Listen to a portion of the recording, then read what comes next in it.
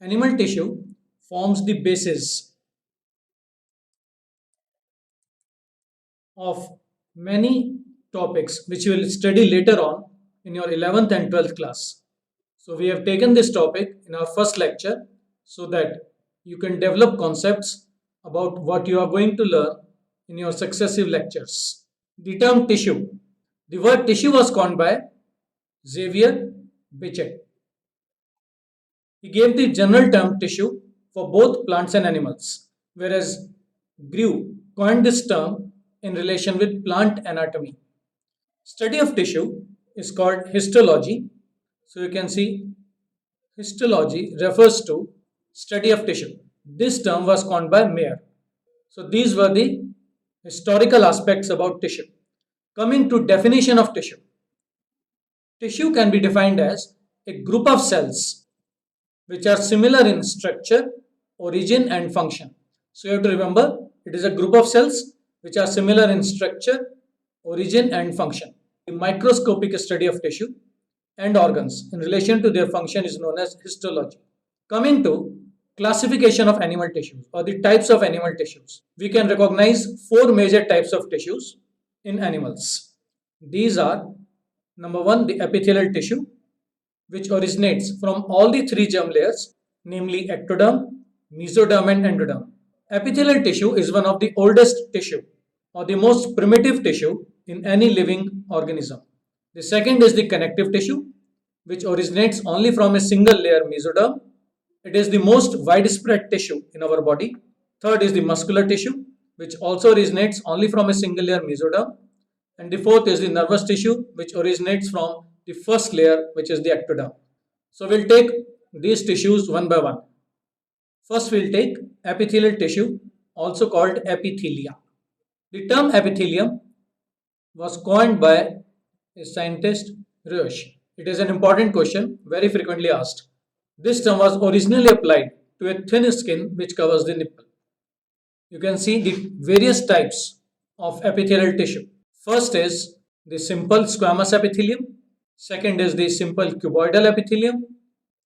Third is simple columnar epithelium. And fourth is simple ciliated columnar epithelium. We'll discuss these tissues, epithelial tissues, one by one. As we have just told you, epithelial tissue is the first formed tissue in an embryo. The cells of the epithelial tissue rests upon a basement membrane. They rest upon a basement membrane. But the important point to note is in transitional epithelium, it is a special type of epithelium. The basement membrane is absent. Therefore, the transitional epithelium, because of the absence of basement membrane, has capacity to stretch. This is an important property of transitional epithelium. It can stretch. The epithelial tissues generally have a good power of regeneration after injury. As you can see, any injury in the skin can lead to regeneration due to presence of epithelial tissue in the skin. Coming to classification of epithelial tissue.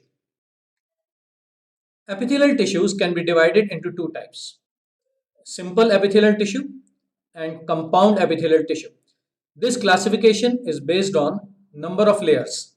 Simple epithelial tissues are one cell thick, whereas compound epithelial tissues are more than one cell thick.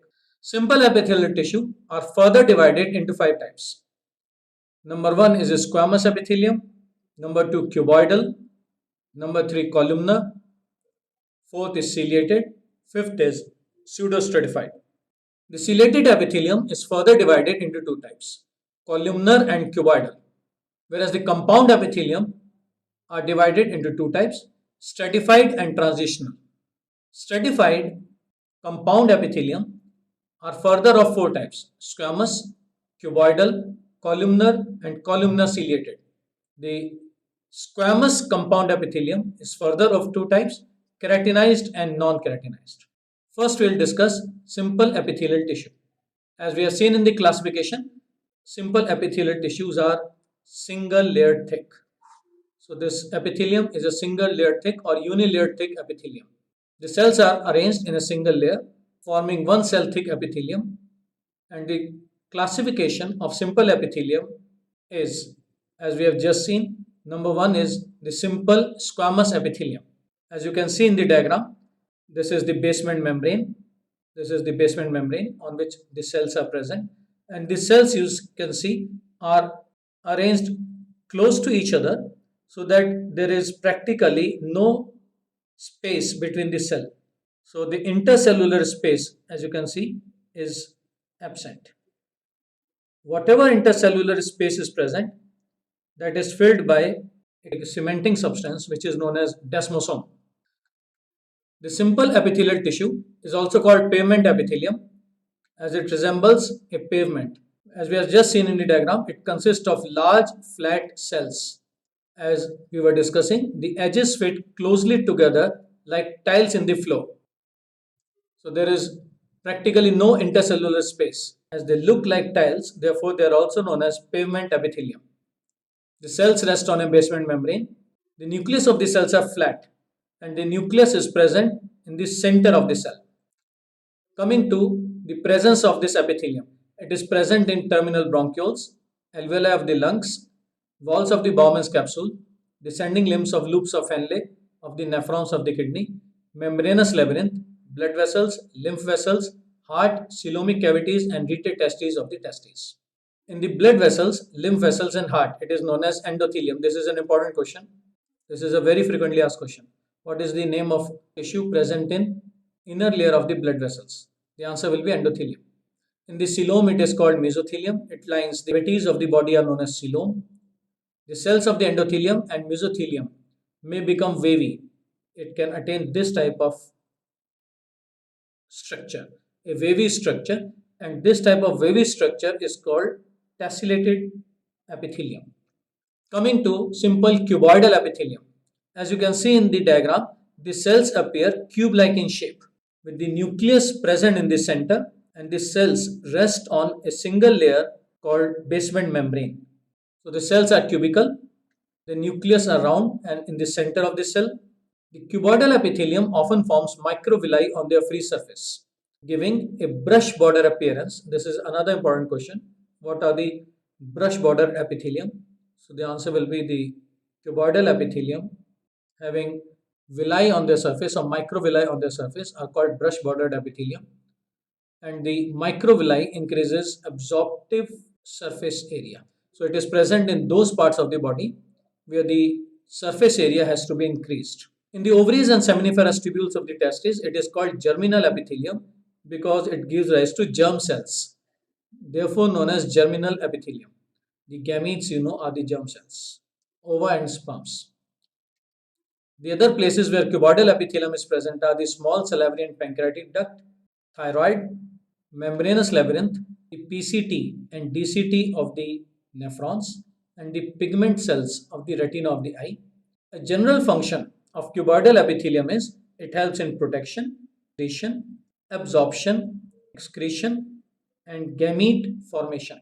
These are the general functions of the cuboidal epithelium. Coming to third type of simple epithelium, which is the columnar epithelium.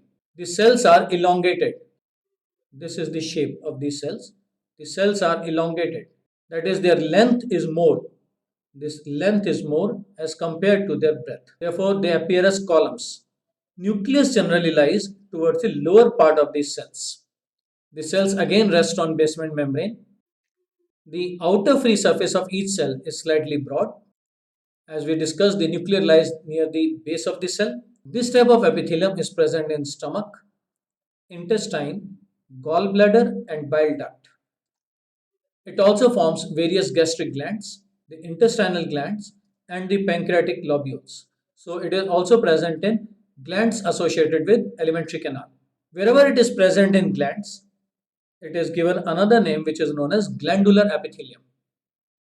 The general function of columnar epithelium is protection, secretion, and absorption.